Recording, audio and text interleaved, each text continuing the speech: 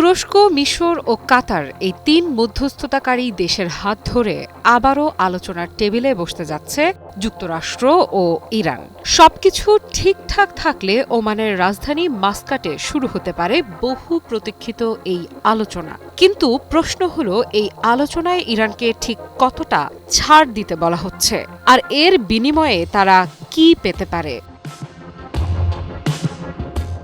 সম্প্রতি কাতার ভিত্তিক সংবাদ মাধ্যম আল জাজিরা এক্সক্লুসিভ এক প্রতিবেদনে জানিয়েছে, প্রস্তাবিত চুক্তির একটি কাঠামো ইতোমধ্যেই তৈরি হয়েছে। নাম প্রকাশ না করার শর্তে দুজন কূটনৈতিক সূত্র বলছেন, এই কাঠামো অনুযায়ী ইরানের পারমাণবিক, ক্ষেপণাস্ত্র এবং আঞ্চলিক প্রভাব তিন ক্ষেত্রেই বড় ধরনের নিয়ন্ত্রণ আরোপের প্রস্তাব রাখা হয়েছে।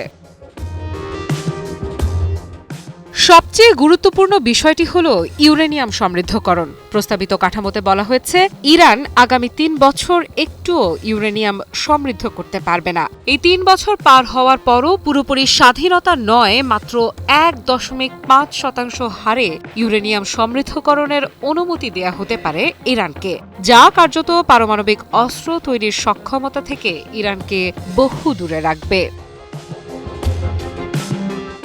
এখানেই শেষ নয়। বর্তমানে ইরানের কাছে যে উচ্চ মাত্রায় সমৃদ্ধ ইউরেনিয়াম মজুদ আছে, তার মধ্যে প্রায় ৪৪০ কেজি ৬০% সমৃদ্ধ ইউরেনিয়াম। প্রস্তাব অনুযায়ী এই পুরো মজুদ তৃতীয় কোনো দেশে স্থানান্তর করতে হবে, অর্থাৎ ইরানের ভেতর থাকবে না এমন কোনো উপাদান যা দ্রুত অস্ত্রায়নের পথে নিয়ে যেতে পারে দেশটিকে। পারমাণবিক ইস্যুর পাশাপাশি আলোচনায় বড় জায়গা পাচ্ছে ইরানের ব্যালিস্টিক মিসাইল কর্মসূচি। কাঠামোতে বলা হয়েছে, ইরানকে প্রতিশ্রুতি দিতে হবে যে তারা তাদের ব্যালিস্টিক মিসাইল ব্যবহার করবে না। তবে যুক্তরাষ্ট্র আরও এক ধাপ এগিয়ে গিয়ে চাইছে মিসাইল উৎপাদন সীমিত করা হোক এবং এসব মিসাইলের পাল্লা বা আঘাত হানার সক্ষমতাও কমিয়ে আনা হোক। আঞ্চলিক রাজনীতিতে ইরানের প্রভাব কমানোও এই চুক্তির বড় লক্ষ্য।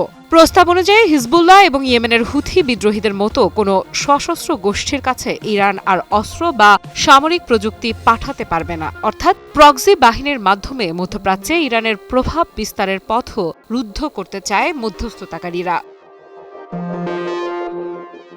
এছাড়া আলোচনার টেবিলে উঠে এসেছে একটি নতুন ধারণা, যুক্তরাষ্ট্র ও ইরানের মধ্যে একটি আগ্রাসন বিরোধী চুক্তি।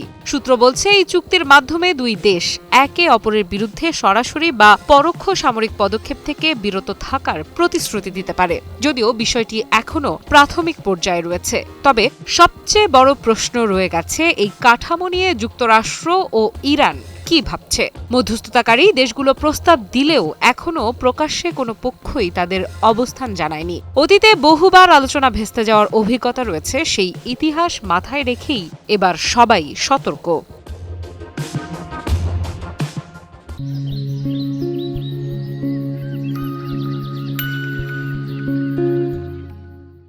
যুক্তরাষ্ট্র দীর্ঘদিন ধরেই বলে আসছে, শুধু পারমাণবিক কর্মসূচি নয়, ইরানের মিসাইল সক্ষমতা ও প্রক্সি বাহিনীতে সহায়তার বিষয়গুলোও চুক্তির আওতায় আনতে হবে। আর ইরান বারবার দাবি করেছে, তাদের প্রতিরক্ষা সক্ষমতা নিয়ে আপোষ করা হবে না। মূলত এই চুক্তির মধ্য দিয়ে ইরানকে রীতিমতো নিঃশেষ করে দিতে চাইছে যুক্তরাষ্ট্র। এই চুক্তি কি মানবে ইরান? মাস্কাটের আলোচনায় বরফ গলবে, নাকি আবারও আলোচনা শুরু হওয়ার আগেই মুখ থুবড়ে পড়বে? মধ্যপ্রাচ্যের রাজনীতিতে এই বৈঠক কতটা মোড় ঘুরিয়ে দিতে পারে, সেদিকেই এখন তাকিয়ে গোটা বিশ্ব। আফ্রিদা ইফরা, নিউজ 24।